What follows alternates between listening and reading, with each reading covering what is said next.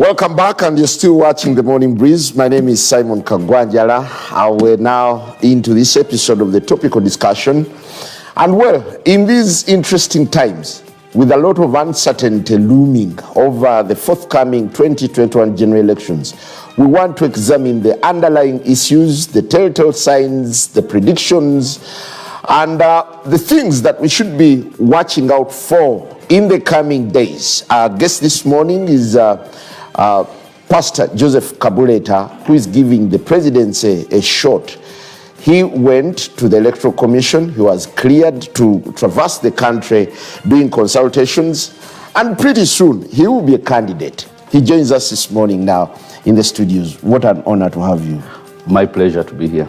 Is it too flattering to call you Your Excellency? No, it's actually something that is in the offing.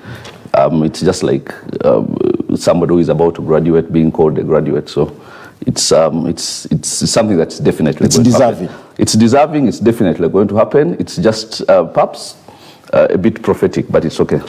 Well, you've combed the country, and we've been seeing you going places, doing lots of consultations here and there, being hosted on talk shows.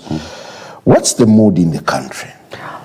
The one thing that you can say for sure is, first of all, the mood in the country is that of fatigue towards everything that this regime has to offer.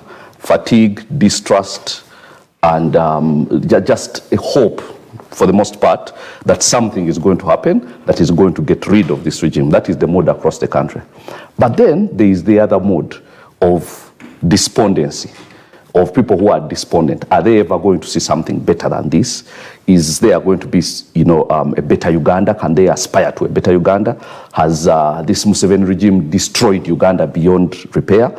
Can we rise up from these ashes, so to speak, and build something good? So that's the mood we are trying to, get into, and tell people that regardless of how long this has been and how bad it has been, because it has been very bad for so many people, even the people at the beginning who thought there was anything good about it now are completely convinced that it's been terrible. Now, regardless of how bad it has been, there is enough raw material for us to start building afresh. Now, this is what I personally have been telling people, building a picture in their minds of the Uganda that we can aspire to see. A blissful, prosperous Uganda which works for everybody, which caters for everybody's interests, and which has people being helped by their government to prosper rather than being hindered by their government from prospering. So that's what we have been, trying to tap into. Could the incumbent be taking advantage of this mood, this sense of despondency in the country? Yes. Thank you very much. Because the one thing he hates people to have is hope. So that's why what he does is, he destroys the hope. That's why, if you see, for instance, the genesis of the 2007 chaos in Kenya, which led to a shared government, is, and some people say it was a mistake because when they were counting the ballots, they started counting ballots from a certain area where the opposition was stronger. So at some stage, the opposition was in 75% and so on. But they hadn't gone to the more populous central region where the incumbent was stronger. So now when they went there and started counting, by the time they started counting those ones and the percentages were falling, the people in the opposition areas were already celebrating, okay, because they didn't see how it was going to fall from 75 to less than 50. But it did, whether truthfully or not. But the point is, now, I think he learned something from that. So the first thing they will do is they will count to just kill hope of any change. Now, the first thing you will do, Museveni is leading 70%. That's what he tries to do.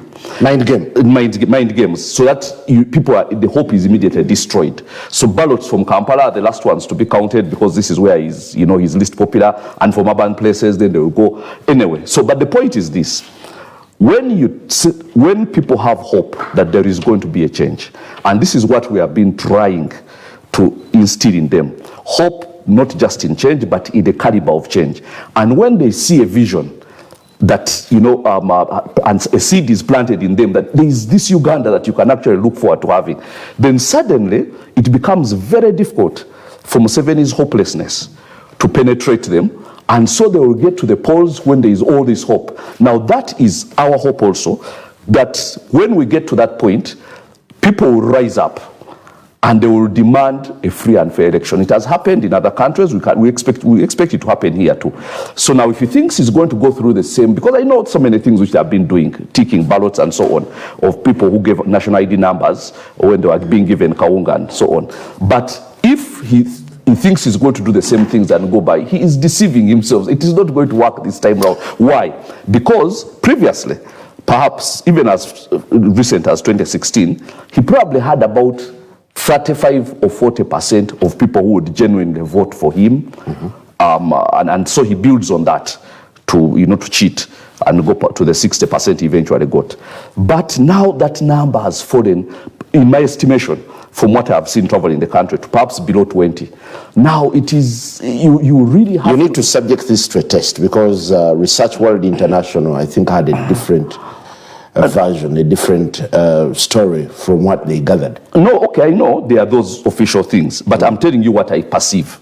There is nothing, this is not a scientific research, so you cannot subject it to any kind of test similar to that, but I'm telling you what I perceive. From my perception, I believe that he has fallen below 20% of people who would genuinely vote for Museveni.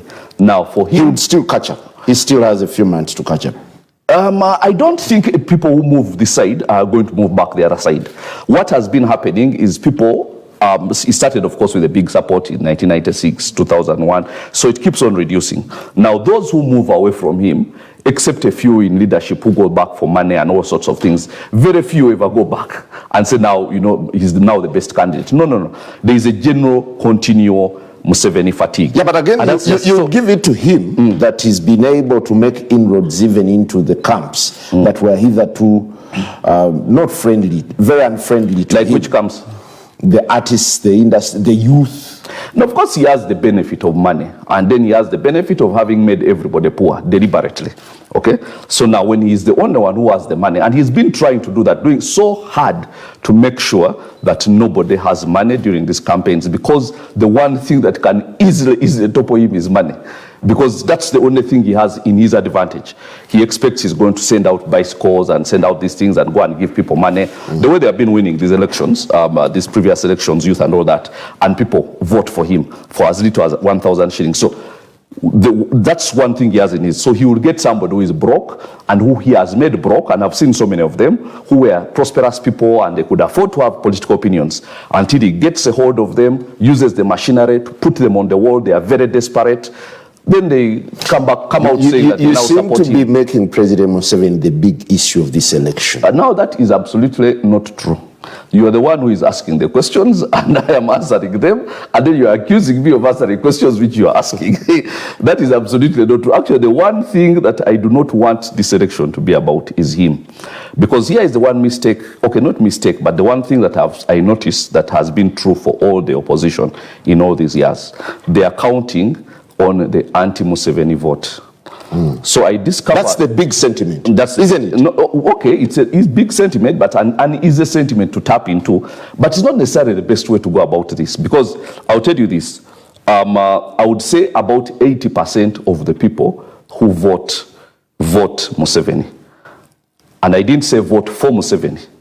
I said they vote Museveni. In other words, actually a majority of them vote against him. Okay, but the cardinal consideration in their ballot is love or hate for Museveni. The hate, of course, is probably like 70 of the 90. The love is just few, you understand. But the principal consideration is Museveni. Now, that's what I, Kabuleta, want to change. I want people to vote for a future they can believe in. I want them to see it. I want them to vote for issues. I want to be able to persuade people that aside from your hatred for Museveni, hatred is a strong word. Aside from your antipathy towards Museveni, which perhaps is shared by all of us, there has to be something different. That is going to be something more passionate. That is going to, cause your vote to go the other side.